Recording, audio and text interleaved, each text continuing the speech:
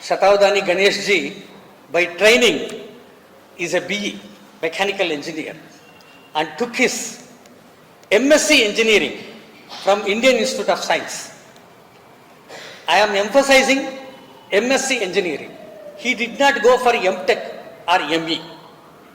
Both are totally engineering subjects connected with practical aspects. But M.Sc engineering is connected with research in engineering. Behind the, I think Ganesh ji permits that philosophy of engineering.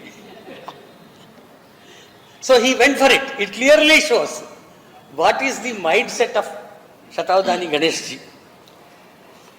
And he did his M.A. in Sanskrit and D.Litt in Kannada. Apart from all these formal degrees, he is an authority in Telugu, Tamil, Hindi, Prakrit, Pali, Greek and Latin. And his authority and knowledge in these languages is so much that he creates poetry in these languages. That is his speciality. It is not just knowing the language, ability to create poetry in those knowledge, in those languages, and you can understand the depth of his knowledge in those languages. And he is an authority in our Bharatiya philosophy, culture, literature, and equally versatile in Western philosophy and Western culture. He can equally speak very lucidly from Socrates to Immanuel Kant, as he speaks about Vedavyasa or Upanishads. He is a Shatavadhani who has conducted several Shatavadhanas and more than 1000 Ashtavadhanas. And he has authored many books. And not only that, he is nurturing many youngsters in our ancient lore and heritage and all other aspects of Bharatiyata culture. And one of his students, Shashikiran, also is here. Many prestigious awards like the Badarayana Puraskara of Government of Bharat and Karnataka State Rajyotsava Prashasti, and many from distinguished institutions have been awarded to him. On behalf of IGNCA, on behalf of Ethic Society, and on behalf of all of you, I welcome him. A warm welcome to Shatavadhani Ganesh. Om Tat Sat. Suprabhatam. Good morning. It's very heartening to be here. And I remember on a very decisive day, I didn't knew that I will get acquainted with the Mythic Society, because when the portrait of Anand Kumar Swami was unveiled, on the very day I was present. I was a student in UVC. Next to this building itself we have our college, and then I got introduced to Mythic Society. Till then I was not knowing. I had just got admission before a month or so. In August our college session started, and in September this portrait was unveiled and was present here. I got wondered how people have gathered here and what is this institution, and later I came to know about that. Since then I am a devout student of Mythic Society and have used the whole library of Mythic Society since decades, and if at all I have gained anything, much of the credit should go to this great library of Mythic Society. And it's my fortune, really my punya, that on this day I am going to give a brief introduction to Anand Kumar Swami, his works, and also the relevance of his works. I am immensely beholden to the Mythic Society and IGNCA, to Shri Nagaraj and to Dr. Mahendra, and to my earlier former colleague and my great scholar friend Dr. Chudamani Nandagopal, who made me come here and present a few of my thoughts on this topic. I just start with a verse from Abhinav Gupta's Abhinav Bharati, the great commentary on Natya Shastra of Bharatamuni.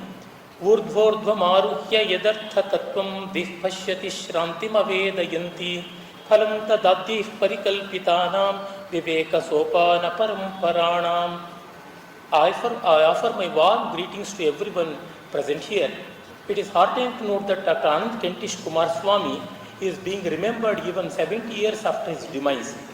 For this, I congratulate Mythic Society and IGNCA, the joint organizers of this two-day conference.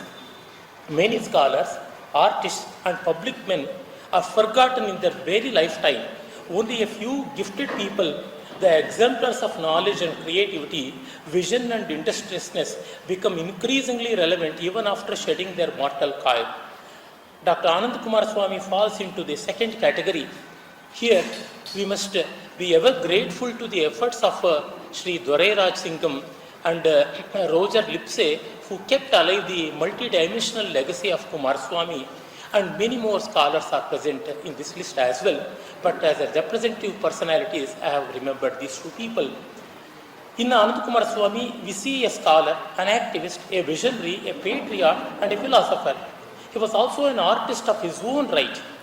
In a lifespan spread over 70 years, despite facing several problems and challenges, disappointments and dissatisfactions, he never lost focus from his chosen work. This is very important. Deeply devoted to his calling, he went to write a total of 909 academic papers and articles and around 95 books and tracts, as per the bibliography of Anand Kentish Kumar Swami, published by the IGNCA in 2002. And incidentally, IGNCA has done a great service to Kumar Swami and to propagate his legacy. Many of his books are re-edited and published along with the corrections and additional material which was provided by the very author himself. So it's a colossal achievement. So much has been done. A polymath and a polyglot, he freely wielded his pen in many systems of knowledge, including geology, his home turf, history, art, culture, sociology, comparative religion, and philosophy. He was well known for his expertise in various art forms, art preservation, and art criticism. Knowing more than a dozen languages, classical and modern, oriental and occidental, I remember on the very day this portrait was unveiled, some people was remarking about Anand Kumar Swami. Whenever he was invited for a lecture, he just used to ask in the gathering, on which topic, in which language. Accordingly, he used to speak. He was well versed in many languages, Oriental and Occidental. He generously drew ideas and references from a staggering number of sources.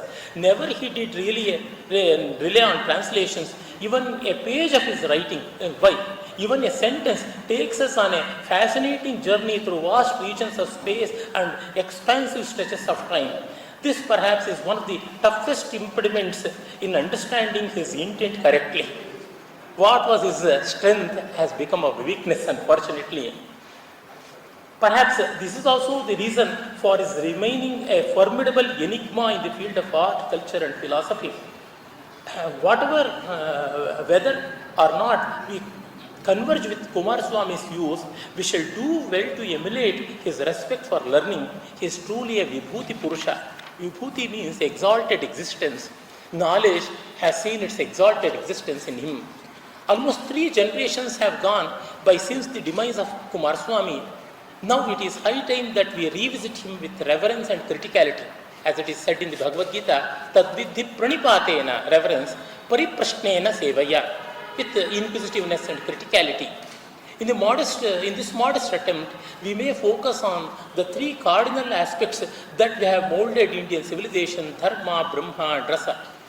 Dr. V. Raghavan, one of the pioneering scholars in modern Indian languages, especially in Sanskrit and Indic studies, he wrote a verse, Dharmo Brahma Rasa iti Shivam Satyamcha Sundaram Yadrasham Tattvamuchetam Sanskrita Pratibham Numaha. Accordingly, he fixes these 3 cardinal principles, Dharma, Rasa, and Brahma.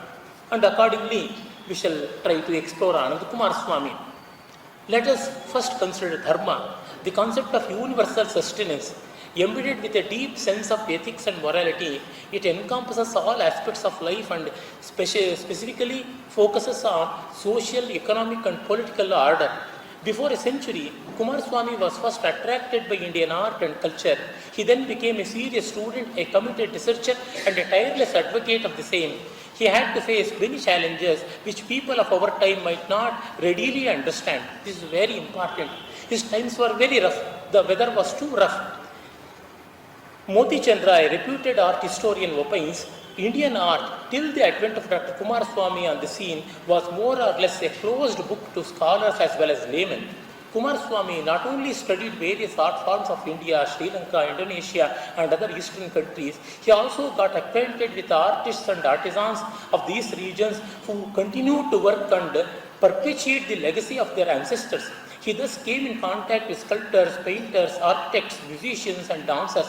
Further, he learnt about the meager patronage that these artists received in the colonial period. He was also alive to the debilitating efforts of industrialization on traditional art forms. Consequently, he contemplated on the concept of Swadeshi or self-reliance even before M.K. Gandhi arrived in India.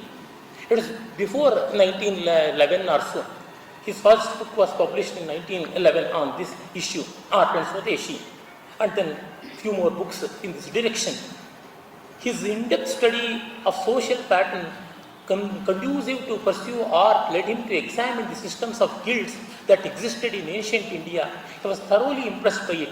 The preeminent historian R.C. Majumdar has discussed this concept at length, and it is spoken that Anand Kumaraswamy had a lot of fascination and a lot of interest in rejuvenating and revitalizing this aspect of guilds that were in ancient India. We would do well to give this a serious thought even today. Some of Kumaraswamy's books, such as Essays on National Idealism, Art and Swadeshi, and The Indian Craftsman, testify to his knowledge of ancient social traditions. Because Anand Kumaraswamy was not an armchair critic, he was an activist. He was working in the field as well. Some critics have opined that Anand Kumaraswamy's views on society are idealistic, bordering on utopia. Regardless, we need committed idealists. Societies at all times benefit from them. The very nature of Artha and Kama lies in moving sway from the positive influence of Dharma, and it is only idealists who can lead us on the right path. In his masterly work, Spiritual Authority and Temporal Power in Indian Theory of Government, Kumaraswamy emphasizes the harmony between Brahma and Kshatra, wisdom and valor, which shapes a civilization. When selfless visionaries and exponents work together, the nation stands to benefit. Kumaraswamy adhered to the concepts of Varna and Ashrama in their true sense. Though he hailed from a family known as Vellala, he identified himself as a Brahmana because he knew the real spirit behind such identification. And we should also be aware that Mahatma Gandhi was also committed to such thought. He declared himself as a Sanatani, and he had faith in Varnashrama in its real spirit. Unfortunately, these things are not known and not well propagated today. According to the spirit of the Vedas, birth has little to do with lifestyle and occupation. Our innate orientation drives us towards a specific varna. Kumaraswamy held this view throughout his life. He had even planned to take up sannyasa formally and uphold the spirit of the ashrama system as well. From the foregoing, it's clear that Kumaraswamy was not an armchair philosopher. His views on dharma are relevant over times in a great degree. Now, let us now consider the concept of Brahma, the highest truth. It is absolute existence, awareness and bliss, Sat Chit Ananda. That is the Swarupa Lakshana of Brahman. Unless we are firmly grounded in Brahma, we can never achieve anything worthwhile in dharma and rasa. Kumaraswamy has worked extensively on the concept of Brahma. He drew ideas not only from Vedic, Buddhist and Jain scriptures, but also from Abrahamic sources. In this process, he mostly relies on mystics such as Eckhart, Mr. Eckhart, Saint Augustine and Rumi. He also quotes from the writings of Chinese and Japanese thinkers. Kumaraswamy is perhaps the only scholar who has tapped less consulted Vedic sources such as the Brahmanas, various Brahmanas, Aitareya, Kaushitaki, Shankaranarayana, Taittiriya, Shadvimsha, Panchavimsha, like that many Brahmanas, and also the respective Aranyakas and the Buddhist sources, whether they are the Tripitakas or Attakatas or Theragatas or whatsoever, with equal felicity. However, his idea of the perfect philosophy was Vedanta as expounded by Bhagavad Shankara. With the conclusive evidence, he propounds that all systems of Indian philosophy are but different branches of the same tree, Buddhism and Jainism.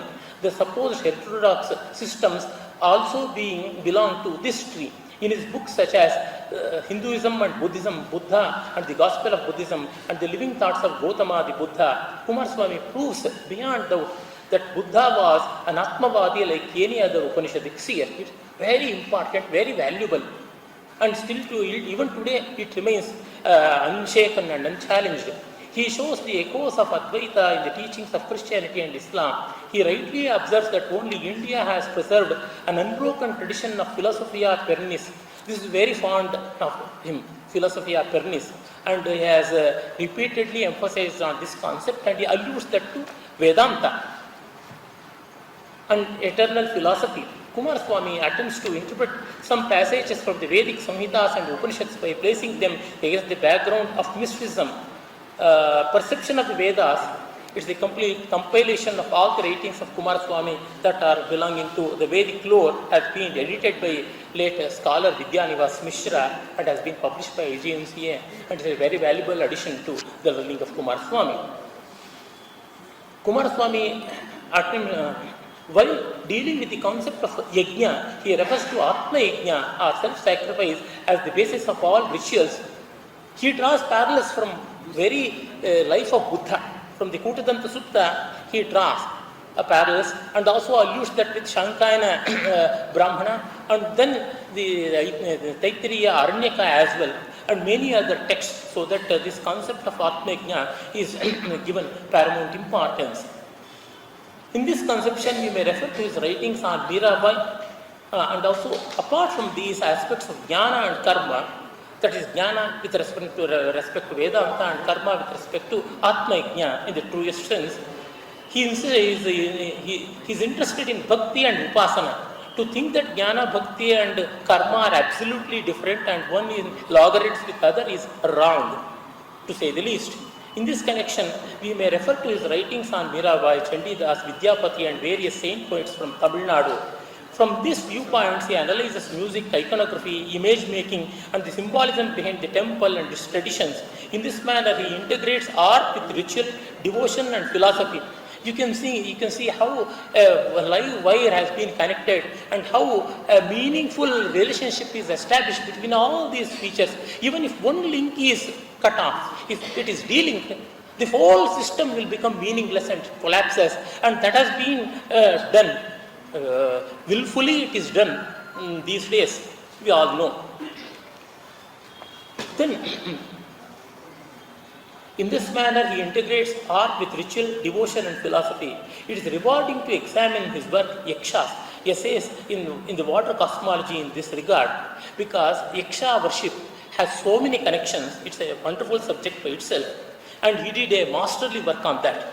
Writing on Indian philosophy, several luminaries of Indian Renaissance have largely converged with Kumaraswamy's views. Most of the scholars like him are vocal advocates of Vedanta who try to fuse, for example, Dr. Radhakrishnan, fuse it with other systems of philosophy of India and the world. Unfortunately, these thinkers fail to identify Vedanta's ultimate tool of validation and its unique methodology, which respectively are Sarvatrika Nirvishesha Anubhava and Adhyaropa Apavada, the Prakriya. These are unqualified universal experience and the process of superimposition and negation, the modus operandi of Vedanta. Divorced from these concepts, Vedanta is but another dogma, yet another faith.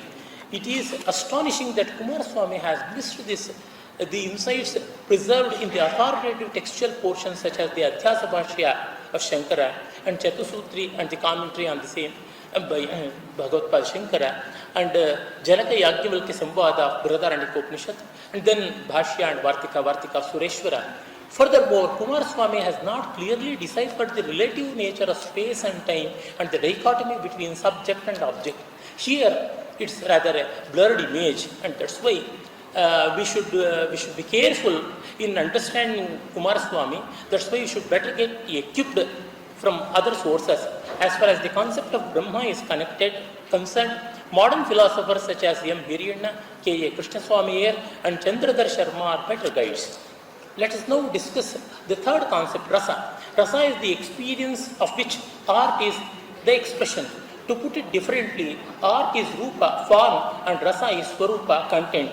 Kumaraswamy has written at length on both these aspects. He collected numerous art pieces, visited various art galleries, and wrote voluminous works on architecture, sculpture, and painting. His book, History of Indian and Indonesian Art, was a pathbreaker. His other books, such as Introduction to Indian Art, Rajput Painting, Bronzes from Ceylon, Early Indian Architecture, and Vishwakarma, are greatly inspire art historians. Even today, they remain as guiding lights. At the time when India and anything Indian was contemptuously looked down by the rest of the world, Kumaraswamy single-handedly defended Indian art. This is very important.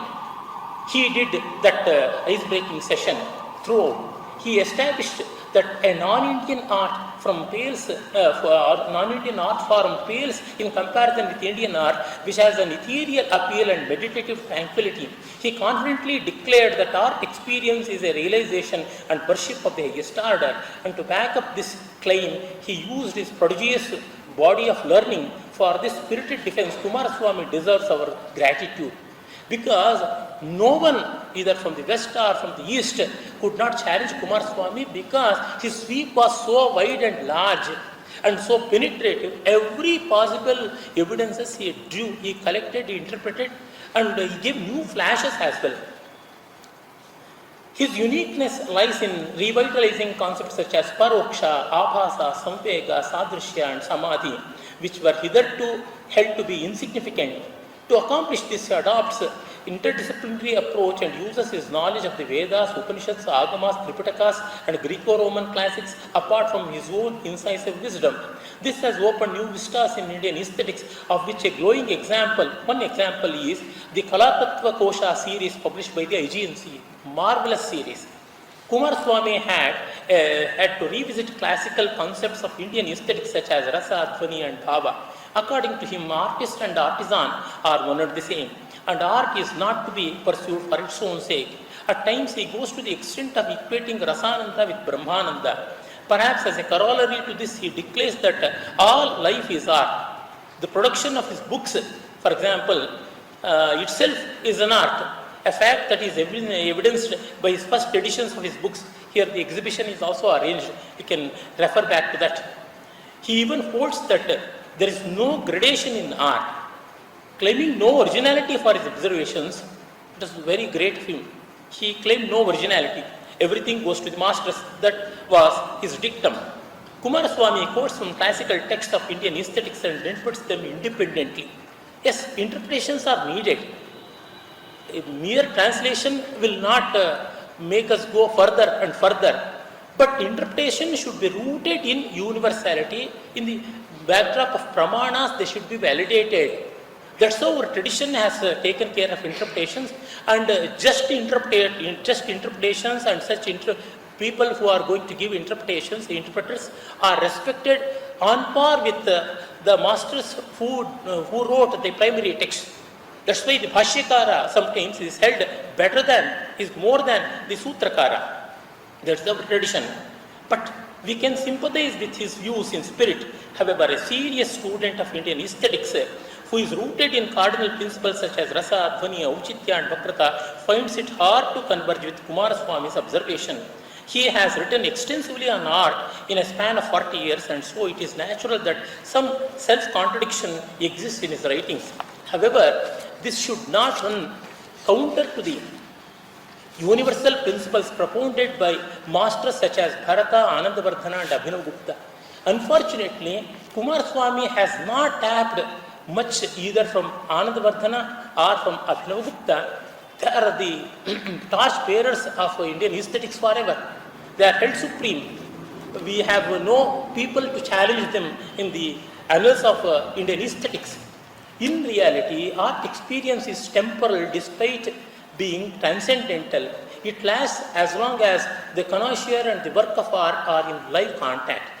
Because suggestion is the only path to realize aesthetic experience, it has a significant role to play. It has a significant role to play in the process of appreciating beauty. Aesthetic experience is an impersonal enjoyment of one's own feelings that are aroused by a work of art. There exist gradations of art because various works of art lead to various levels of joy even in a cultured connoisseur. This one cannot deny. These are some home truths accepted by all major writers of Indian aesthetics, starting from Bharata to Jagannatha Pandita Raja. And even today, Dr. K. Krishnamurti or Dr. V. Raghavan, many people are there. Like Vedanta, Indian aesthetics too has unique methodology and an exclusive means of validation. These respectively are Vyanjana Vyapara and the triad of Loka, Veda, Abhyatma in the terms of Natyashastra. In other words, these are the poetic suggestion and the world traditional knowledge and personal experience. Shorn of this understanding, Kumar Swami's writing on art and aesthetics confuse the honest seeker and contradict established facts. That's why I many times feel Kumar Swami has declared that my writings are mainly for scholars. I am writing to scholars. This is one way true, because a scholar who is very well rooted and very well exposed to the nuances and basics and fundamentals of the subject can know where we have to accept Kumar Swami and where we have to correct and where we have to extend and where we have to reinterpret. These things can only be taken care of by a scholar and not by a student. That's why I again warn for the betterment of students to be careful while taking the very fundamental concepts and art experience as far as Kumar Swami is concerned. So confuse the honest seeker and contradict established facts. Eminent scholars such as Dr. V. Raghavan and Dr. Kapila Vatsyayan have explicitly shown or tacitly hinted at the shortcomings of Kumar Swami's views on aesthetics in this regard. The noted scholar P.S. Shastri has critiqued his observations in a lengthy essay. There are a few more people like that, but we should be careful about this, because while, in the words of Hiryana, while being enthusiastic about drawing parallels, we should not ignore the obvious differences. Likewise, we have to be selective in taking inputs from the masters. To sum up, we can see that Ananda Kumar Swami inspires all seekers of art in the same way as Swami Vivekananda inspired all seekers of spirituality. This is very important. Even today I can say, by reading Swami Vivekananda's writing, one cannot become a true scholar of Vedanta in the real sense. But his love for Vedanta, his feel for Vedanta, and his love for Sanatana Dharma, and his love for Bharatiya Sanskriti will be immense. He will be second to none in loving and feeling and owning this culture. And this is very important. And here lies the importance of people like Ananda Kumar Swami. In his writings, we come across numerous insightful passages that shed light on unexplored corners of art, culture, and philosophy. His translation of technical terms and passages are brilliant, to say the least, and they are original. His love for India is second to none. What else do we need to revere him? Tasmat satamatra nudushitani matani tanyeva tu shodhitani purva pratisthapita yojanasu moola pratishtha phalam amananti. This is how Abhinav Gupta concludes in Abhinav Bharati before starting his deliberation on Rasa Sutra. That's so, by applying correction factors, by calibrating the master's writings of the past for our present requirement in the light of universal concepts, will not be disrespecting them. In turn, will be perpetuating them in the proper manner. Thank you. As a token of respect, we would take this opportunity to thank our chief guest. I request Shri Prasad Kumar sir, committee member of Mythic Society, to honor our chief guest.